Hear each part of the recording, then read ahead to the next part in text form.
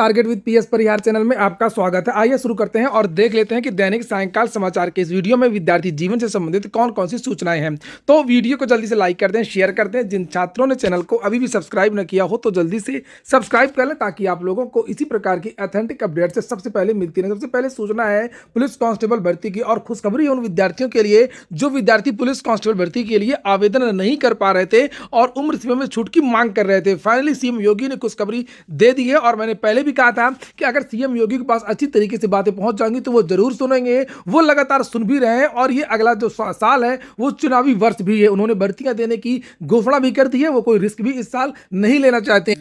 पूरी बात बताऊंगा कि किस उम्र के विद्यार्थी आवेदन कर पाएंगे, क्या बदलाव हुआ पुलिस कांस्टेबल भर्ती में। आप लोग वीडियो को लाइक कर दें आगे। लेकिन एक सूचना पहले उन विद्यार्थियों के लिए जो विद्यार्थी पुलिस भर्ती की तैयारी कर रहे हैं और बेस्ट बुक की तलाश में हैं। तो यहाँ पर चक्षु प्रकाशन की एक बेस्ट बुक है जिसे आप लोग यहाँ देख रहे हैं, स्टडी गाइड।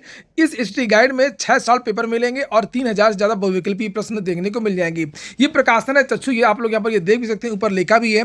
पुलिस कांस्टेबल का जो सिलेबस है उसी की पैटर्न से इस पुस्तक को तैयार किया गया है। इसमें सभी प्रश्नों की विस्तृत व्याख्या भी आपको देखने को मिल जाएगी।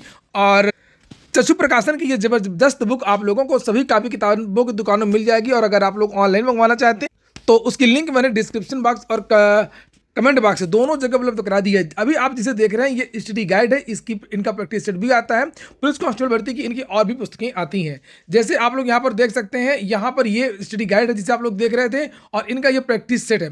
प्रैक्टिस सेट में भी आप लोगों को 15 प्रैक्टिस सेट मिल जाएंगे, 2500 से ज़्यादा बहुविकल्पी प्रश्न और सभी प्रश्नों की विस्तृत व्याख्या देखने को मिलेगी। और इसमें भी आप लोगों को पिछले जो कांस्टेबल के एग्जाम हुए हैं 6 साल पेपर मिल जाएंगे। इसकी भी लिंक मैंने डिस्क्रिप्शन बॉक्स और कमेंट बॉक्स दोनों जगह उपलब्ध करा दी है। अब हम लोग बात करते हैं पुलिस कांस्टेबल भर्ती में उम्र सीमा में छूट की। और ये देख सकते हैं आप लोग, ऐसी पहले भी चर्चाएं थी जब विद्यार्थियों ने एक ट्विटर अभियान किया था। मैंने भी इन विद्यार्थियों के समर्थन में ट्वीट किया। ये ट्विटर पर अभियान था विद्यार्थियों का यूपीटीईटी को लेकर के। ये देख सकते हैं मैंने इन विद्यार्थियों के समर्थन में किया था समर्थन यूपीपी एज रिलैक्सेशन। ये हैशटैग था। लगभग 15 लाख से ज्यादा ट्वीट एक दिन में हुए थे और ये ट्रेंड भी करता। और ये देख सकते हैं एक ट्विटर अभियान 4 दिन पहले यहाँ पर ये चला था, UP age relaxation, UP PSC age relaxation. ये देखिए आप लोगों के समर्थन में मैंने कितने सारे ट्वीट किए थे। और हाँ, सबसे बड़ी बात की जो विधायक हैं शलभमणि त्रिपाठी जी, उन्होंने एक पत्र लिखा था। ऐसे 2-3 विधायक और थे जिन्होंने विद्यार्थियों के पक्ष में ये पत्र लिखा था। ये देखिए शलभमणि त्रिपाठी यहाँ पर ये दिया हुआ। और तभी से ये चर्चा निकल करके आ रही थी कि निश्चित तौर पर उम्र सीमा में छूट मिल सकती है, क्योंकि पिछली बार भी कुछ विधायकों ने ही पत्र लिखा था और उसके बाद में मुख्यमंत्री ने इसको संज्ञान में लिया था।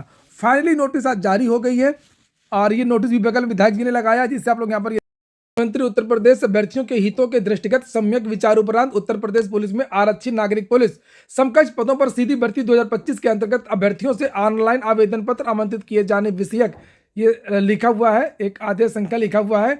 और कुल मिलाकर के यहाँ पर उम्र सीमा में छूट दी गई है केवल एक बार 3 साल का। ये देखिए, क्योंकि जब सुबह के न्यूज में अमर उजाला में जब जानकारी दी गई थी कि पिछली बार इस बार उम्र सीमा में छूट नहीं मिलेगी, पिछली बार दी जा चुकी है, तो मैंने बताया था कि इसमें एक महत्वपूर्ण पॉइंट ये है कि पिछली बार की जो भर्ती थी वो केवल कांस्टेबल की थी और इस बार की जो पुलिस कांस्टेबल भर्ती जो विज्ञापन जारी होना है तो उसमें पीएससी के पद हैं और पीएससी की भर्ती 6 साल से नहीं आई है। ये एक मजबूत पॉइंट है जिसके आधार पर भी छूट दी जा सकती है।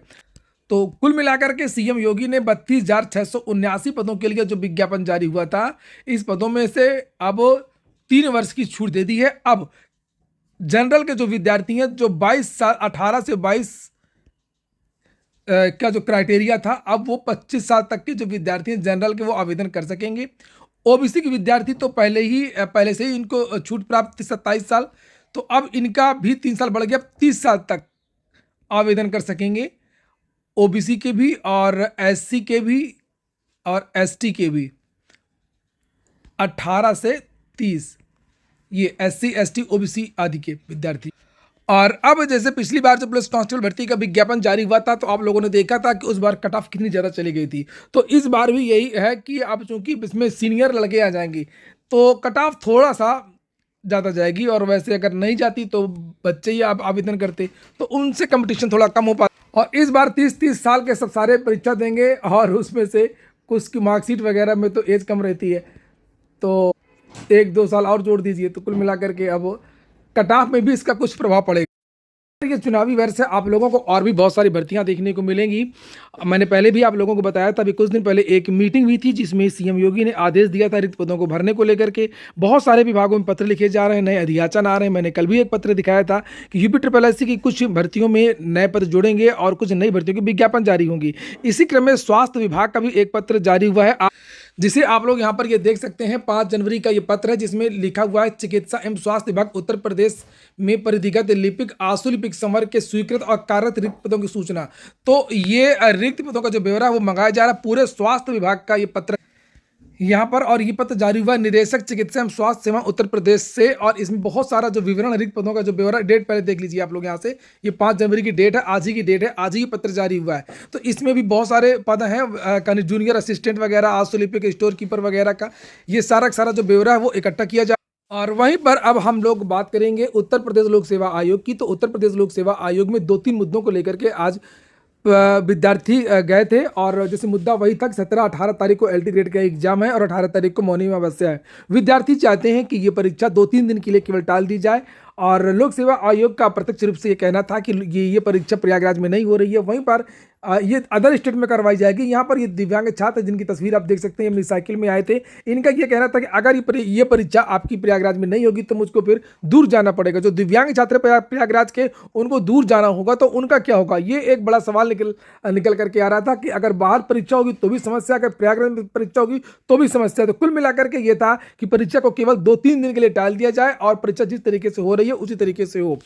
यानी जिनका सेंटर प्रयागराज में है तो उनका प्रयागराज में रहे, जिनका जहाँ जाना है वहाँ जाए, लेकिन परीक्षा जो है वो आपकी 17 और 18 को ना हो। वहीं पर एक और समस्या थी 31 तारीख वाली, यानी कि 31 और 1 तारीख को आरओ का मेंस है और 1 तारीख को जूनियर असिस्टेंट का एग्जाम है यूपी ट्रिपल एससी को। तो उसको भी लेकर के विद्यार्थियों ने ज्ञापन दिया है, उसको लेकर के भी अधिकारियों की तरफ से आश्वासन दिया गया। अधिकारियों की तरफ से दोनों चीज़ों को लेकर के आश्वासन दिया गया है, चाहे वो आरओ, एआरओ या जूनियर असिस्टेंट का जो एग्जाम 1 ही तारीख को ये वाली बात हो, चाहे वो मौनी अमावस्या वाली बात हो। दोनों चीज़ों में अधिकारियों ने ये कहा है कि हम 1 या 2 दिन में ही नोटिस जारी कर देंगे। एलटी ग्रेड की नोटिस को लेकर के उन्होंने कहा कि हम कल तक जारी कर देंगे, और बहुत जल्द उसके बारे में भी, जो एग्जाम आपका 31 तारीख को हो रहा है, 31 और 1 को हो रहा है आरओ यार, उसको लेकर के भी सकारात्मक आश्वासन दिया अधिकारियों ने कि उसके बारे में भी हम जल्द सोचेंगे।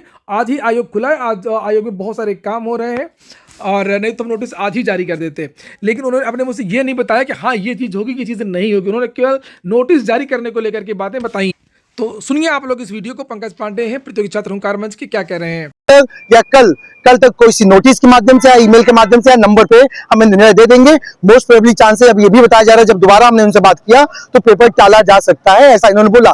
लेकिन मैंने बोला अगर 24 घंटे में आप कोई जवाब नहीं देते हैं तो हमारी मजबूरी होगी कि हम यहाँ पे आपके विरोध में, खासकर से परीक्षा को जबरदस्ती कराए जाने के विरोध में, हम यहाँ पे 1 दिवसीय धरना हम यहाँ पर देंगे। तो प्रमुख मांगे थी आप लोगों की, एक 17-18 को जो एग्जाम है और दूसरे 1 फरवरी का, उसके वाली ये भी है, कोई स्पष्ट जवाब नहीं दिया, कोई जवाब नहीं, आश्वासन दिया कि हम इसको विचार करेंगे। नहीं, 29 और 1 पर अच्छी विचार चल रहा है। उसमें 29 और 1 तारीख की जो मेंस वाली परीक्षा है जूनियर असिस्टेंट के साथ टकरा रही है।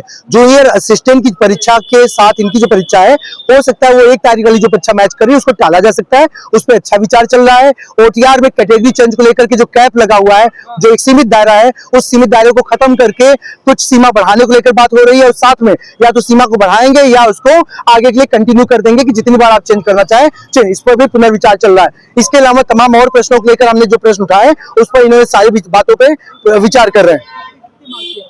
हम लोगों ने यहाँ पे लगभग 5 से 6 मांग मारी थी, जो पुराने पत्र दिए गए, सारी मांगों को लेकर के हमने एक साथ सारे पत्र पुराना हमने इनको दिया और सारे पत्रों पे पुनर्विचार करने की बात आई है। लेकिन जो सबसे आवश्यक 3 बातें थी उसमें 17-18 की एलटी की परीक्षा, ओटीआर का मामला और 29 और 1 तारीख की जो हम लोग की आरओ की मेंस की परीक्षा, इन सारी बातों को लेकर संयुक्त प्रतियोगी छात्र हुंकार मंच के बैनर तले लगातार इनको पत्र दिया गया था।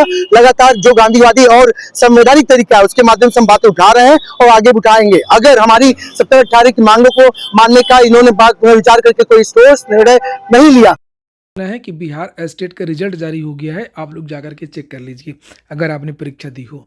ये हो गया आज का वीडियो। पूरा वीडियो सुनने के लिए बहुत बहुत धन्यवाद।